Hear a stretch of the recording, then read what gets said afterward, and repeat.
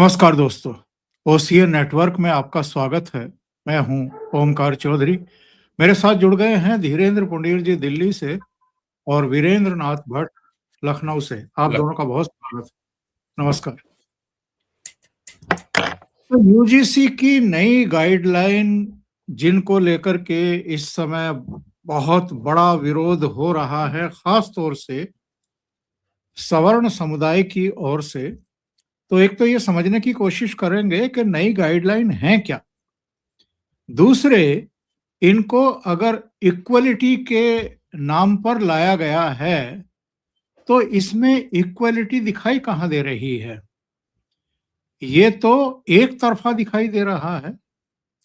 और जो सवर्ण वर्ग के स्टूडेंट या टीचर या प्रोफेसर या प्रधानाचार्य होंगे उच्च शिक्षण संस्थानों में, उनको तो डे वन से, यानी जिस दिन इसको लागू किया गया 15 जनवरी को, 13 जनवरी को इसकी गाइडलाइन आई, 15 को लागू किया गया, तो डे वन से ही उनको एक तरफा अपराधी मान लिया गया।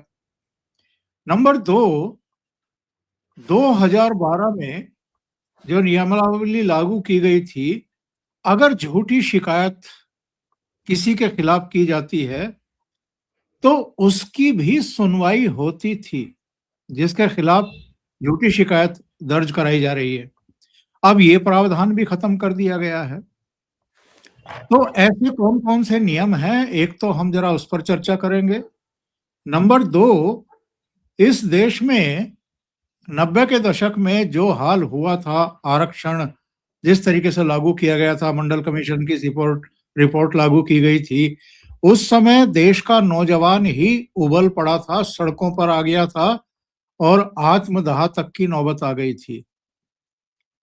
ये स्थितियां, परिस्थितियां क्यों निर्मित की जा रही हैं? हालांकि निशिकांत दुबे को आगे किया गया है, उन्होंने एक ट्वीट किया है, कहा है कि नहीं नहीं, सभी समाज, वर्ग, समुदाय, जाति, सबको इक्वल जो है हक दिए गए हैं। लेकिन जो नई नियमावली लागू की गई है, खास तौर से जो सुप्रीम कोर्ट में याचिका दाखिल की गई है, उसमें कहा गया है कि नए नियम के नियम 3C को ये मनमाना है, भेदभावपूर्ण है, असंवैधानिक है, इसको रद्द किया जाए। अब सुप्रीम कोर्ट में मामला है, सुप्रीम कोर्ट इसकी सुनवाई करेगा और उसके बाद अपना फैसला देगा। लेकिन मेरे साथ जो दो खास मेहमान जुड़े हैं, विद्वान जुड़े हैं, उनसे जानने की कोशिश करेंगे कि ये नए नियम बनाने की जरूरत क्यों पड़ी और इसके प्रभाव क्या होंगे हर तरह के, कैंपस के भीतर भी, पेरेंट्स के ऊपर भी, समाज पर भी और राजनीतिक रूप से भी।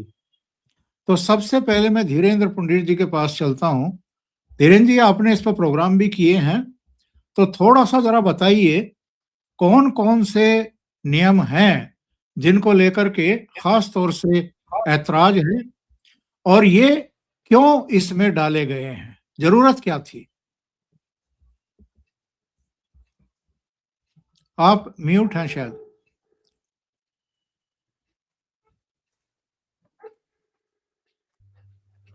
दरअसल ये स्टूडेंट्स गाइडलाइंस पर बहुत लंबे समय से चर्चा होती रही और इस पर जब से आपने रोहित वेमुला और एक सलीम तड़वी, पायल सलीम तड़वी की मदर ने सुप्रीम कोर्ट में केस दर्ज किया था कि किस तरह से उनकी बेटे को उन्होंने तो बड़ा अलग सा ही वो हुआ था जब उसने सुसाइड किया था रोहित वेमुला ने, तो उसके पास इस बात का कोई ना तो प्रमाण था, ना उसने अपने सुसाइड नोट में इस बात का कोई जिक्र किया था कि उसको कोई जातिगत टिप्पणियां या उन सब के चलते उसको झेलना पड़ा, बल्कि उसने उन वामपंथी और संगठनों के बारे में जरूर उससे पहले लिखा था कि जिनकी वजह से उसको फ्रस्ट्रेशन हो रही थी। दूसरा ये था कि वो एससी समुदाय से भी नहीं था, वो एससी एसटी से नहीं था, वो ओबीसी समुदाय से था, लेकिन माँ के उससे उसने एक फोर्ज वो करके एडमिशंस था, वो एक तरह से कहा जाए।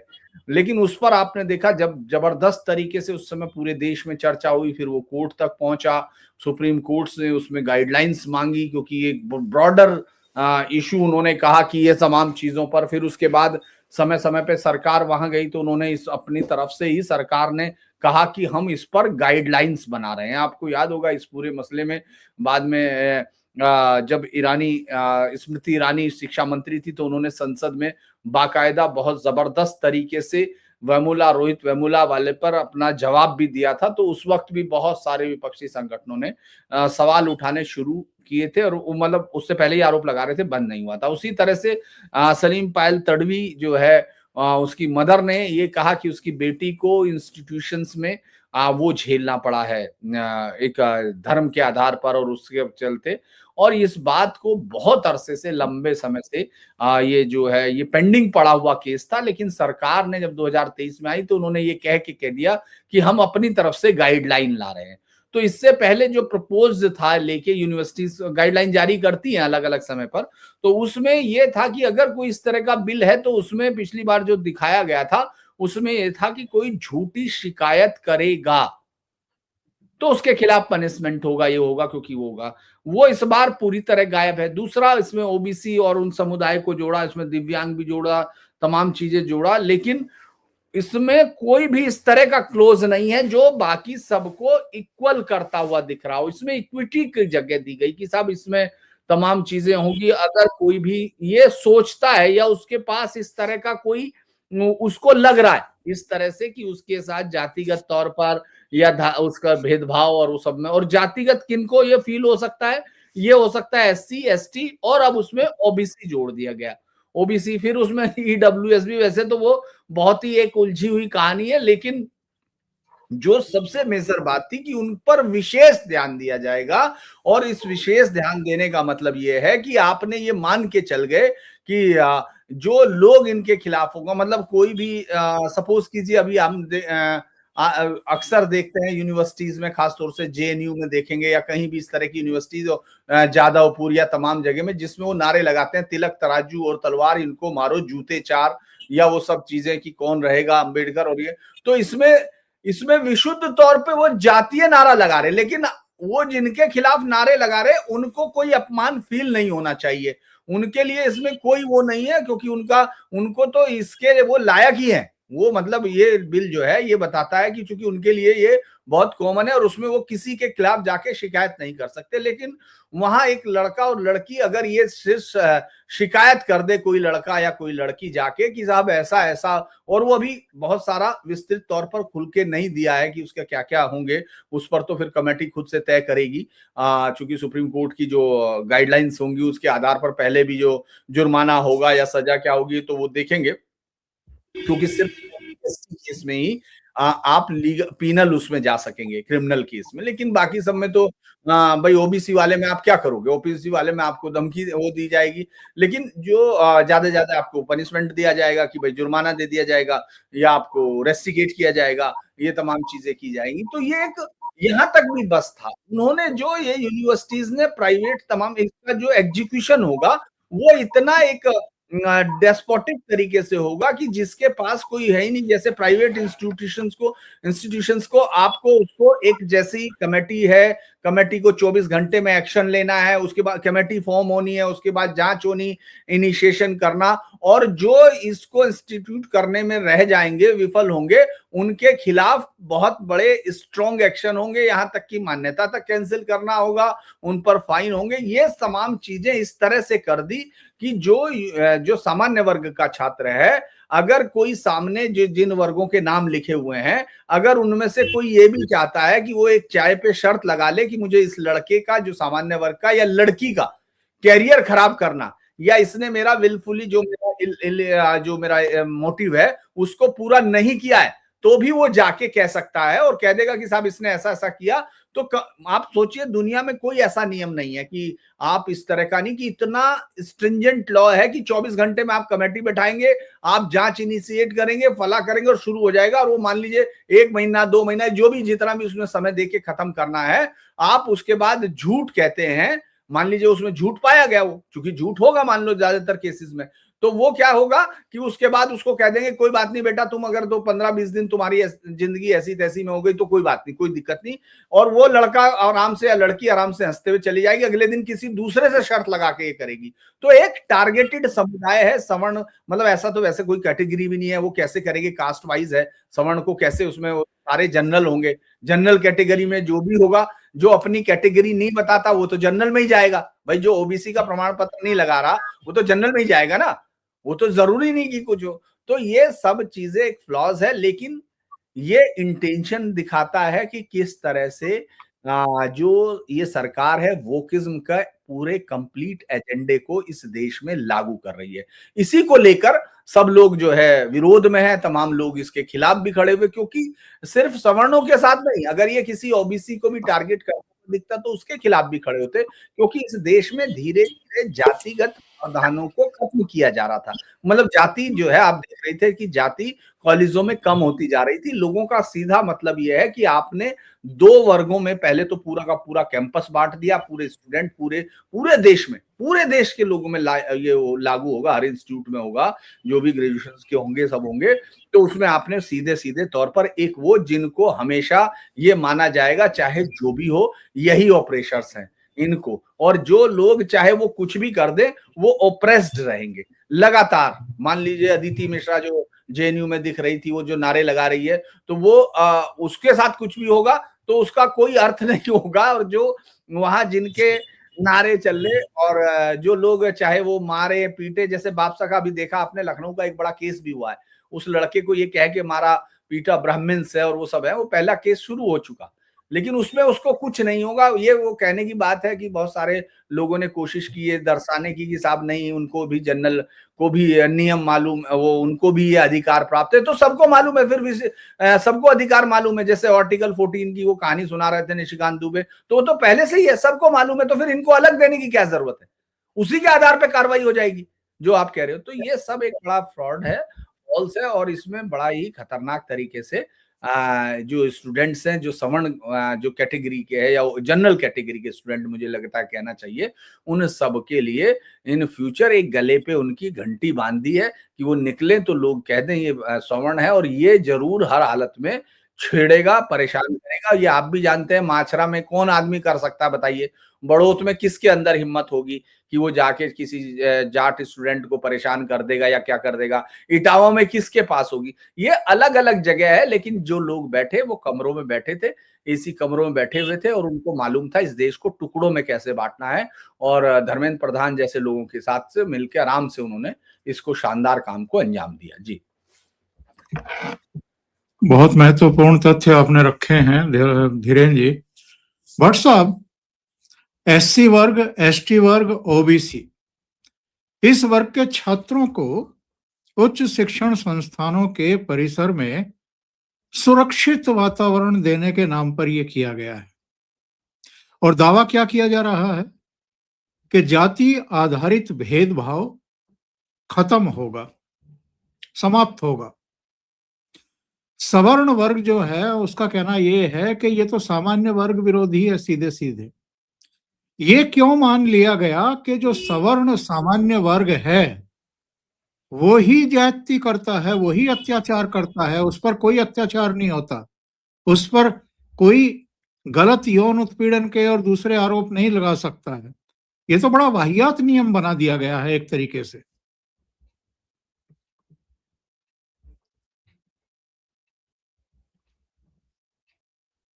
आपको आवाज आ रही है भट्ट साहब? जी, अभी लगता है उनका इंटरनेट कुछ प्रॉब्लम कर रहा है। धीरेन्द्र जी, आप ही इसका जवाब दीजिए। जी जी, भट्ट साहब, आपने पूरी बात सुन पाए? आपका ऑडियो को डिस्टर्ब हो रहा है। देखिए, ये जो मामला हुआ है, इसके लिए एक बहुत ही सुंदर सा एक इडियम है, it's a case of despotic benevolence. यानी ये एक तरह की परोपकारी निरंकुशता या दयालु तानाशाही का केस है कि इसमें से और सबसे बड़ी हैरत की बात यह है ये गाइडलाइन क्या है, इसके प्रोविजन क्या है, ये तो धीरेन्द्र जी ने बता दिया। सबसे बड़ी जो बात चिंताजनक है कि इसके पीछे का माइंडसेट क्या है।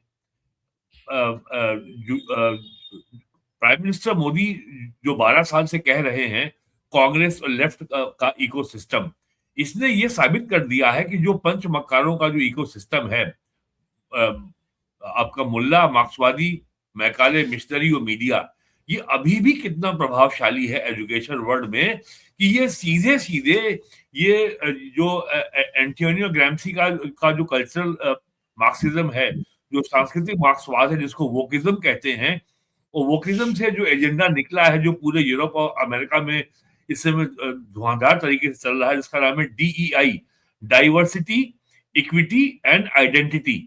तो इसमें इक्विटी की बात बहुत की गई है और सबसे आश्चर्य की बात यह है कि 1990 अगस्त में मंडल लागू करने की घोषणा हुई थी।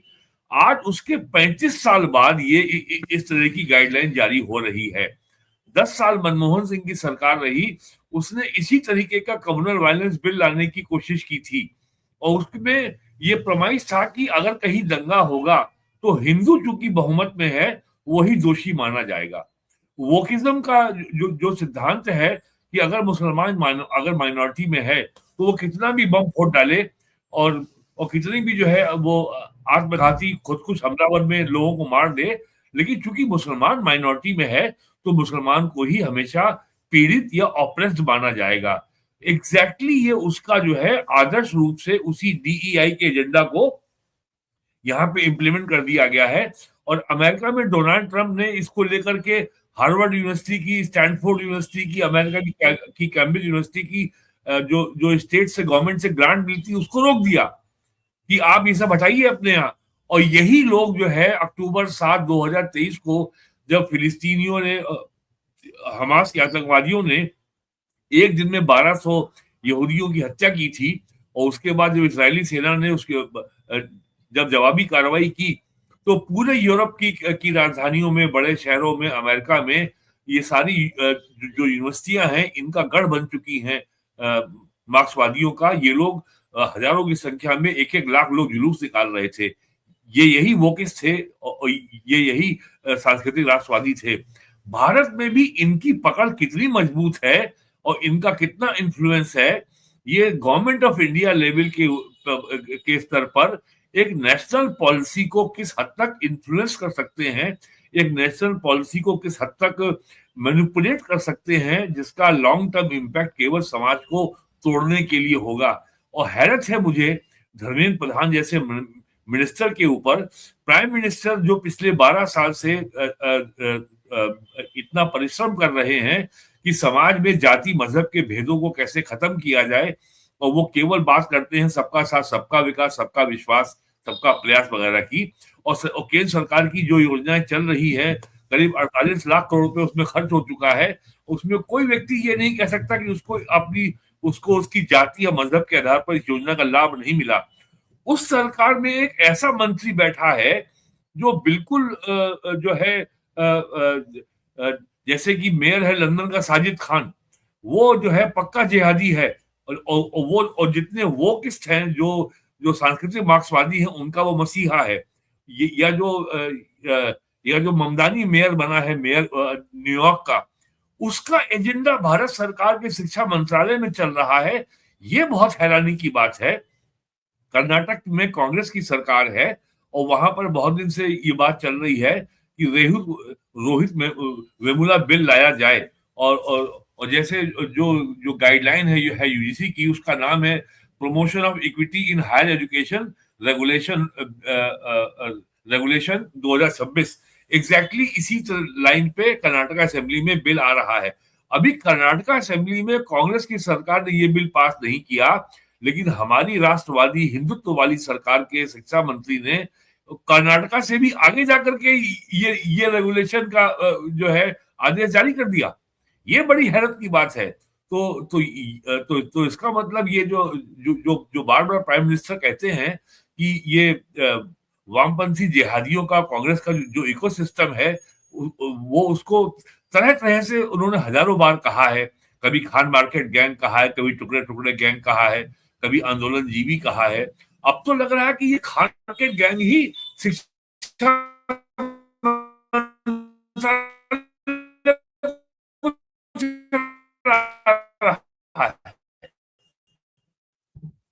लगता है कुछ ये नेट की बहुत प्रॉब्लम है। बड़ी हैरत की बात। एडमिनिस्ट्रेशन में इतने बड़े मंत्रालय की नीति को वो जो बदल सकते हैं।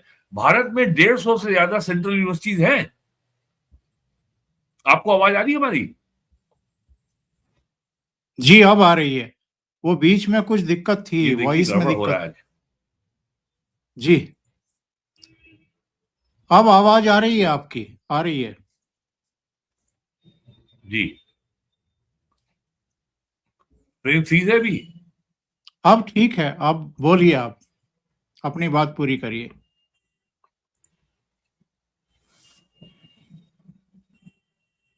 धीरेन्द्र जी, उन तक आवाज शायद पहुंच नहीं रही है। आप ही के पास आते हैं। किस दबाव में इस तरह के प्रावधान किए गए हैं? रोहित वेमुला प्रकरण पर जो पार्लियामेंट में हंगामे हुए थे, उस समय पार्लियामेंट भी नहीं चलने दी गई थी, बाहर भी हंगामे हो रहे थे, प्रेस कॉन्फ्रेंस हो रहे थे, एक पूरा सेशन वॉश आउट कर दिया गया था। मोदी के खिलाफ, उनकी सरकार के खिलाफ, बीजेपी के खिलाफ एक माहौल बनाने की कोशिश हुई थी और साजिशन एक कोशिश हुई थी कि ये पिछड़ों, दलितों और जो अनुसूचित वर्ग के लोग हैं, उनके खिलाफ काम कर रही है। रोहित वेमुला को जानबूझ करके एससी बताया गया था, जबकि वो पिछड़े वर्ग से था, जैसा आपने भी अपने शुरुआती उद्बोधन में कहा। तो ऐसा क्या प्रेशर था गवर्नमेंट के ऊपर?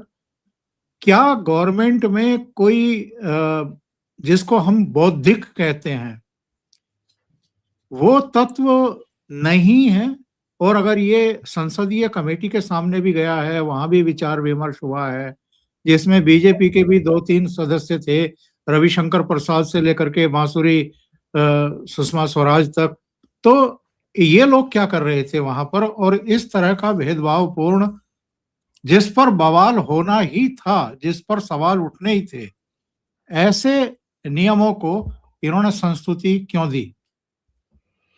दरअसल इसको ऐसे भी देखा जाना चाहिए कि ये सरकार पूरी तरह से, जैसे कहा जाता है कि एक आदमी पे डिपेंड हो गई है या एक या दो लोगों के आधार पे ही चलती है। बाकी सब लोग इसमें किराए के वर्ती के हैं, जिनको मालूम है जीतना तो मोदी को जीतना, हारना तो ऐसी तैसी में, हमसे क्या लेना देना, हम तो यहाँ ऐश करने के लिए आए हैं। आप सोचिए, जिस एजेंडे में दिग्विजय सिंह जिस राज्यसभा के समिति का अध्यक्ष हो, उसको तो हर एक शब्द पर, कोमा पर, ब्रैकेट पर, सब पर उनको घंटों बात करके, और अगर इतने मूर्ख हैं तो उनको बाहर जाके समझना चाहिए, क्योंकि उनकी पार्टी में ऐसे कुछ तो लोग होंगे ये, लेकिन वो पहुंच रहे होंगे दिलीप मंडल के पास, उसी से समझ रहे होंगे। दरअसल इस तरह के हो सकता है कि ये सरकार का, अब देखिए जिस दिन ये बिल हुआ था उसी दिन मैं हंस रहा था, क्योंकि मैंने ये बाकायदा अपने प्रोग्राम में कहा भी था कि अब सरकार की हैसियत और हिम्मत खत्म हो जाएगी, क्योंकि अभी तक आप देखिए जिस बिल पर अभी तक कांग्रेस या तमाम पार्टियां शांत हैं, खामोश हैं, आपको उस तरह की कोई चीज दिख नहीं रही होगी, क्योंकि उनको मालूम है ये सरकार पीछे हटेगी तो वो अटैक करेंगे, उनको मालूम है घुटने के बल गिरेगी।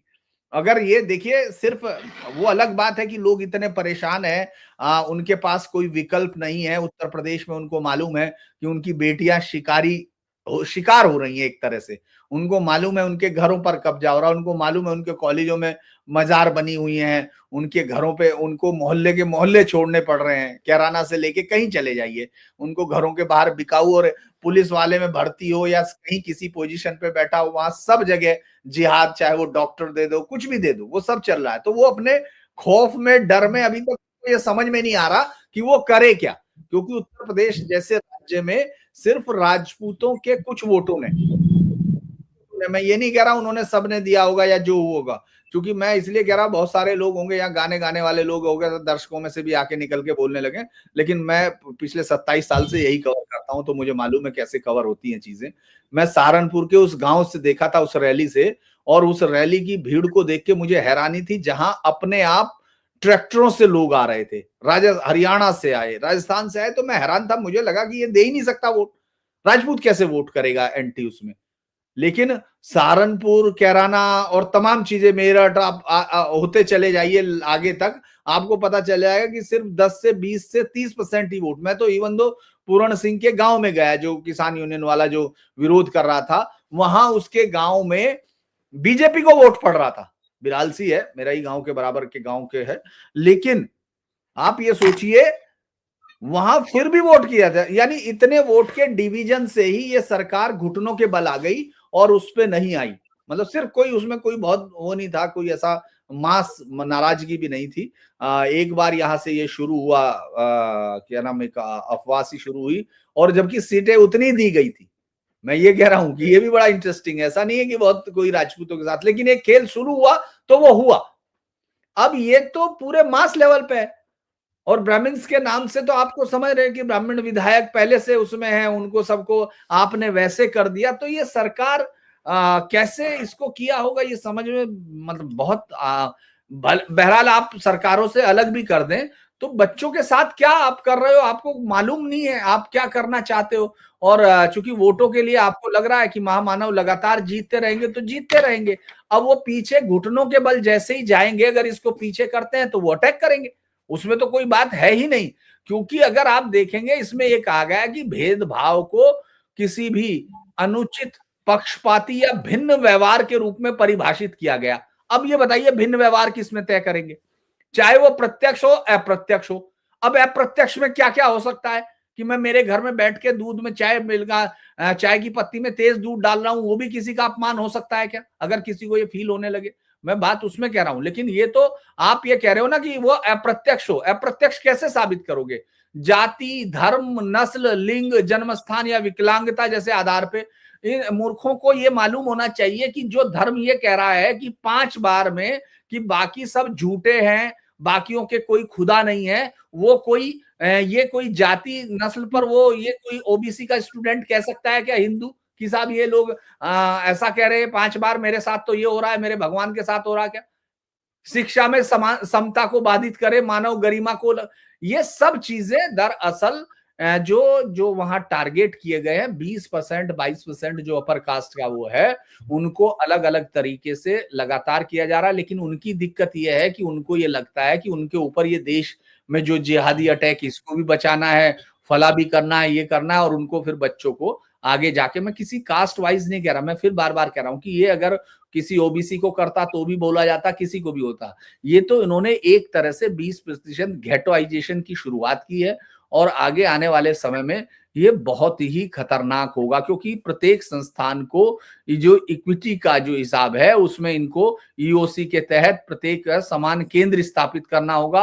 अब ये जो इतनी बड़ी कहानियां हैं इसमें कि जिस स्टूडेंट को आप चाहे पकड़ लो, समता समिति अध्यक्षता करेंगे खुद संस्थान का प्रमुख, उसमें अनुसूचित जाति होगा, अनुसूचित जनजाति होगा, अन्य पिछड़ा वर्ग होगा, दिव्यांग व्यक्ति, महिलाएं अनिवार्य रूप से, समावेशी निर्णय प्रक्रिया शुरुआत हो। आप सिर्फ ये सोच के देखिए कि ये क्या कोई प्राइवेट इंस्टीट्यूट को क्या पागल किसी ने कहते हैं कि काटा है कुत्ते ने, लोग तो कहावत तो यही है कि वो ऐसे में किसी बच्चे को बताया कोई विरोध करेगा किसी आपत्तिजनक चीज का। और मान लीजिए हम एक ऐसे इलाकों में जाते हैं जहां पिछड़े ओबीसी, और चूंकि बहुत सीधा स्ट्रक्चर है, हालांकि बहुत सारे लोग जो अब इसको लेके हल्ला मचा रहे, वो ये भी कह रहे हैं कि साहब इसमें ओबीसी को बहुत दिक्कत आएंगी, हम लोगों के तो स्टूडेंट ही कम है। ये बात बिल्कुल सही है, हो सकता है ये बात सही है, लेकिन आप उनके दिक्कत आने पे भी आप ही को करना पड़ेगा ना बातचीत, बातचीत तो होगी।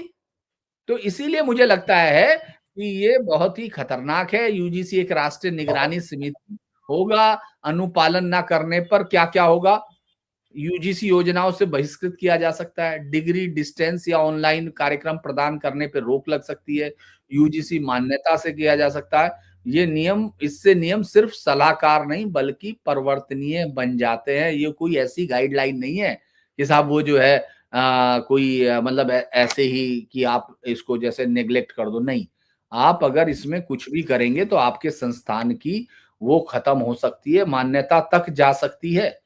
ये सीधी सी बात है। तो इसीलिए ये बहुत ही मतलब बहुत जबरदस्त तरीके से है, क्योंकि जो झूठी शिकायतों वाला हटाने के बाद सबसे ज्यादा दिक्कत तो ये है कि झूठी शिकायतों वाला हटाया गया है और उसने किसी भी आदमी को अब ये बचाने से मतलब आप ये सोचिए कि चाय की, मैं तो ये मानता हूं कि चाय के कप पे हो सकता है बाद में उस बच्चे को ये एहसास हो जिसने वो शर्त लगा के किसी एक बच्चे की जिंदगी खराब की हो, लेकिन उस समय तो वो कर ही देगा भाई, उस समय तो वो कर ही इसमें देगा ना। इसमें तो मैं देख रहा था कुलपति तक को जवाबदेह बनाया गया है, जी, जी, वो प्राचार्य तक पूरा को का जवाब। पूरा है। हाँ, पूरा का पूरा है और ये इसमें सब में दिग्विजय सिंह इस समिति का चेयरमैन था, जिसने जो है तो सबको मालूम होना चाहिए। दरअसल इन लोगों को अब चूंकि वापस लेने की हैसियत मुझे तो नहीं लगता कि इसकी होगी, मुझे नहीं लगता और इसीलिए जो लोग कह रहे हैं, मैं नहीं मानता इस बात को कि उसको कांग्रेस सरकार ने कहा होगा, फला ने कहा होगा, वो आराम से उनको मालूम है कि इनके पास कोई विकल्प नहीं है।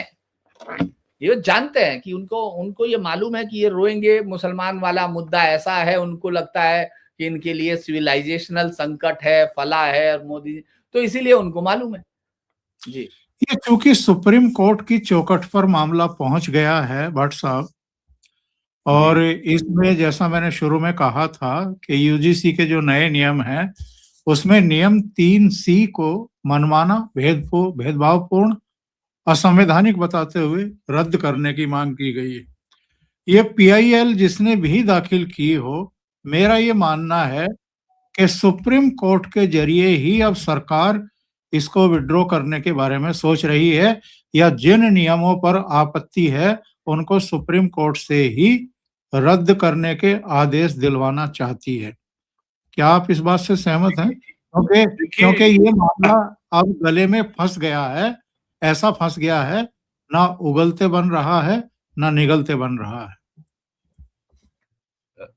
सबसे हैरत की बात यह है कि जो वामपंथी जिहादी यूनिवर्सिटी का जो गढ़ है, वामपंथी और जिहादियों का गढ़ है अशोका यूनिवर्सिटी सोनीपत में, वहां पे बाकायदे दीवारों में नारे लिखे जाते हैं, ब्राह्मण विदेशी हैं, ब्राह्मणों वापस जाओ, और फाइट द ब्राह्मणिकल पैट्रियार्की, इसी तरीके के नारे लगते हैं जेएनयू में, और वहां पे बाकायदा छात्र लोग जुलूस निकालते हैं, ब्राह्मणवाद मुर्दाबाद के नारे लगाते हैं, दीवारों पे ऐसे नारे लिखे हुए हैं। क्या वो जो भी नारे इसमें कवर लगाते हैं भट्ट साहब, जो नारे लगाते हैं और वो जिनको मानते हैं डॉक्टर अंबेडकर, जरा उन्हीं को पढ़ लें कि डॉक्टर अंबेडकर ने हाँ, ब्राह्मणों के बारे में, आर्यों के बारे में क्या कहा था, कि कोई कहीं से उन्होंने नहीं कहा, आया, सब उन्होंने यहीं के आर्य हैं। इंडिविजुअल थ्योरी को कहा ये एकदम कपोल काल्पनिक का झूठ है। और सबसे बड़ी बात यह है कि 18th सेंचुरी में जो अंग्रेजों के साथ क्रिश्चियन मिशनरीज आए थे, उनका कहना था कि भारतीयों को, हिंदुओं को ईसाई में कन्वर्ट करने में सबसे बड़ी बाधा ब्राह्मण है। जब तक ब्राह्मणों को अगर हम न्यूट्रलाइज नहीं करेंगे तब तक जो है ये देश ईसाई राष्ट्र नहीं बन सकता। और उस समय से जो जो अंग्रेजों ने ब्राह्मणों के खिलाफ जो साजिशें शुरू की, उसको बीजेपी की सरकार आगे बढ़ा रही है।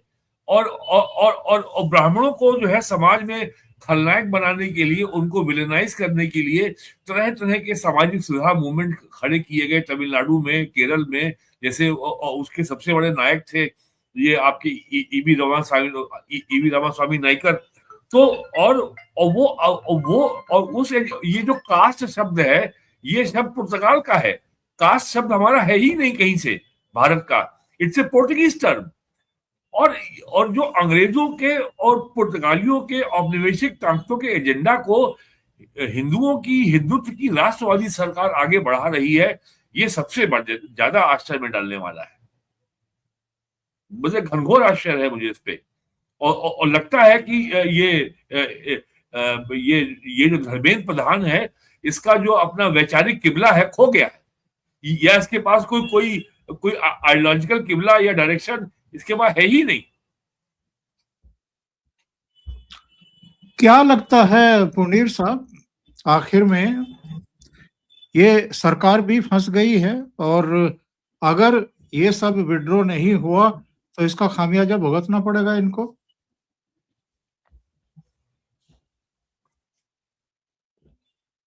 इसमें दो बातें हैं। मुझे लगता है कि इस सरकार को क्या भुगतना पड़ेगा ये नहीं पता, लेकिन लोगों को जरूर, आम परिवारों को, खासतौर से उनको जिन जिन लोगों की जिंदगियां इस पे दांव पे लगेंगी, क्योंकि बहुत सारे लोग लोन लेके अब पढ़ रहे हैं। अपर कास्ट कोई ऐसी चीज नहीं रह गया, क्योंकि अगर पिछले 40 सालों में सोशल उसके अंदर चेंजेस देखते हैं आप, तो वो चेंजेस हुए हैं। सब लोग जो मध्यम वर्गीय जातियां हैं जिनको आप ये कहते हैं, वो बहुत बहुत जगह पर बहुत ताकतवर हुई हैं, ऐसा नहीं है, वो पहले भी थी। जो लोगों ने, चूंकि वो उस समय पूरे देश का तो वो किया नहीं गया। सपोज कीजिए 1967 से आज तक आप वहां कौन से मिनिस्टर्स को लाए हो साउथ में? तमिलनाडु में आपने किस ब्राह्मण सरकार को जो है देखा है? हालांकि जयललिता को, चूंकि वो ब्राह्मण वो थी, लेकिन वो किसी ब्राह्मण होने का नाम पे वहां नहीं थी। वो इसलिए थी क्योंकि एमजीआर की करीबी थी, इसीलिए वो सत्ता में रही हैं, और इसीलिए नहीं है, वहां नहीं है। आप पिछले 35 सालों से इसमें बिहार में किसी अपर कास्ट को नहीं देख रहे हैं कि वो चीफ मिनिस्टर रहा हो। आप उत्तर प्रदेश में राजनाथ सिंह, राम प्रकाश गुप्ता या फिर अभी योगी आदित्यनाथ को, वो भी अपर कास्ट होने के नाते नहीं। ये पूरी राजनीति 35 से 40 साल तक सिर्फ ओबीसी कास्ट को ताकत दिलाने के नाम पर चलती रही है। अब अचानक आपको ये लग रहा है, तो मुझे लगता है कि आपने एक ऐसा इंसिडेंट पैदा कर दिया जो धीरे से खत्म होती हुई जाति व्यवस्था को दोबारा से सीमेंटेड करेगा, और इससे सिर्फ उन लोगों को जो इसमें पोप बने हुए हैं, जैसे कहा जाता था कि मधेपुरा गोप का, रोम पोप का, ये सब चीजें, इस तरह के नारे जिनके लिए बने थे, वो उन लोगों को वो इसका इस्तेमाल करेंगे। और सरकार की अब हैसियत नहीं है, अगर कोर्ट नहीं देता, मेरा ये मानना है कि ये वापस नहीं ले सकती, इसकी हैसियत ही नहीं है, क्योंकि इसने खुद ऐसी, ये केवल कोर्ट के सहारे से कुछ करेंगे, सरकार की हैसियत तो नहीं है कि इसको वापस ले सके। बहुत बहुत धन्यवाद आप दोनों का, वीरेंद्र नाथ भट्ट साहब आपका भी, धीरेन्द्र पुंडीर आपका भी। आप दोनों जुड़े और बहुत महत्वपूर्ण मुद्दे पर चर्चा हुई। Thank you so much. और दर्शकों से निवेदन है, आपको ये चर्चा अच्छी लगी हो तो लाइक का बटन दबा दें, वीडियो को शेयर करें, अपने मित्रों को भेजें। चैनल सब्सक्राइब ना किया हो तो सब्सक्राइब कर लें। आई बेल, जो आइकॉन है बेल का, उसको दबा दें। ऑल वाला बटन जरूर दबाएं ताकि सभी नोटिफिकेशन मिले आपको। धीरेन्द्र पुंडीर जी का चैनल है, धीरेन्द्र पुंडीर न्यूज पॉइंट, उसको भी सहयोग करें और सब्सक्राइब करें। बहुत बहुत धन्यवाद। नमस्कार।